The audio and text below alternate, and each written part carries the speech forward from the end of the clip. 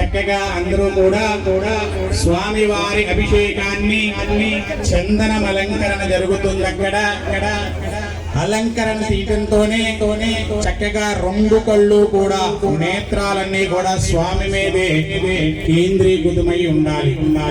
కనుక అందుకని ప్రతి ఒక్కళ్ళు కూడా స్వామి వారి అభిషేక కైంకర్యాన్ని కనులారా చూస్తూ సతదా సర్వదా స్వామి వారి అనుగ్రహాన్ని పొందాలని కోరుకుంటూ స్వామి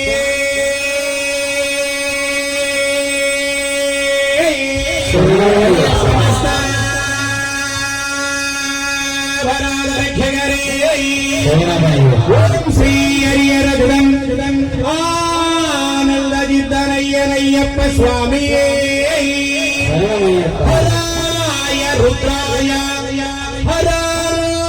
రుద్రాయ నీలకంఠాయ మృత్యుంజయాయ సదాశివాయ సర్వేశ్వరాయ శ్రీమన్మహాదేవాయ కాలాయ త్రిపురాంధ్రగాయ బిల్వప్రియాయ మగేశాయ మదానుభావాయ ఓం నమః శివాయ శంకరా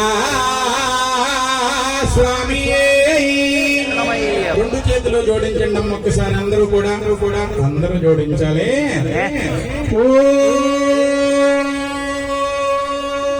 నమో నారాయణాయ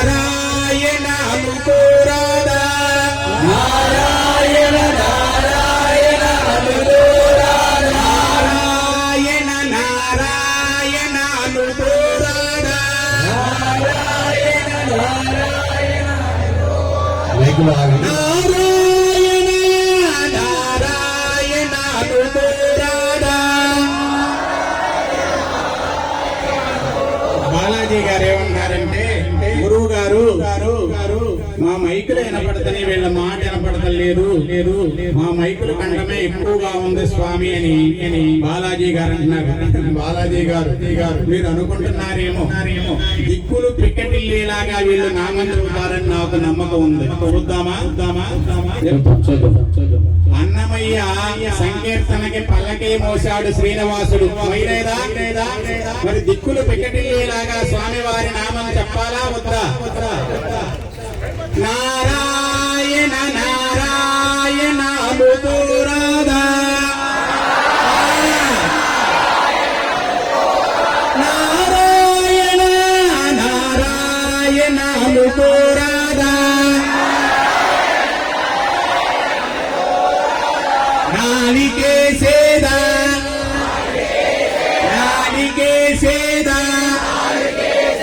గోపికే లేదా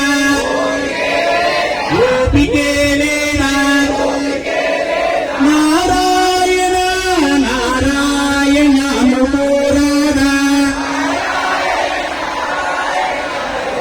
నాలికే సేదా గోపికే లేదా ఆర్తత్రాణగుణాయక అఖిలాండ కోటి బ్రహ్మాండ నాయక ఆయ మధ్యాంతరైత నారాయణ. నాకు ఓపిక లేదంటావా? దిక్కులు పెక్కటిల్లేలాగా నీ నామం చెబుతాము స్వామి అనాలి కదా. మీ ఊళ్ళో దేవాలయాలు ఉన్నాయి కదా. గానం అంటే మన బాలాజీ గారు చేస్తున్నారు. రెండు మాటలు చెప్పి వారికి ఇచ్చేస్తానే చక్కగా గానం వింటుంటే చాలా శ్రవణానందంగా ఒళ్ళు మరిచి వింటున్నాం. కనుక అందరూ కూడా కార్యక్రమానికి హాజరుకండి. ఓం నమో నారాయణాయ ఓం నమో నారాయణాయ అనే మంత్రాన్ని రోజుకి 18 సార్లు చెబితే పేగు సంబంధిత వ్యాధులన్నీ కూడా పటాపంచలవుతాయి. నిద్ర లేచిన తర్వాత మళ్ళీ నిద్రించే లోపు రోజుకి 18 సార్లు ఓం నమో నారాయణాయ, నారాయణ అనకండి, ఓం నమో నారాయణాయ, ఓం నమో నారాయణాయ అనే మంత్రాన్ని గాని చెబితే పేగు సంబంధిత వ్యాధులన్నీ కూడా పటాపంచలవుతాయి. త్రయంబకం యజామహే సుగంధం పుష్టివర్ధనం ఉర్వారుకనివ బల్ధనార్థ వృక్షోర్ వృక్షేయమామృతాత్.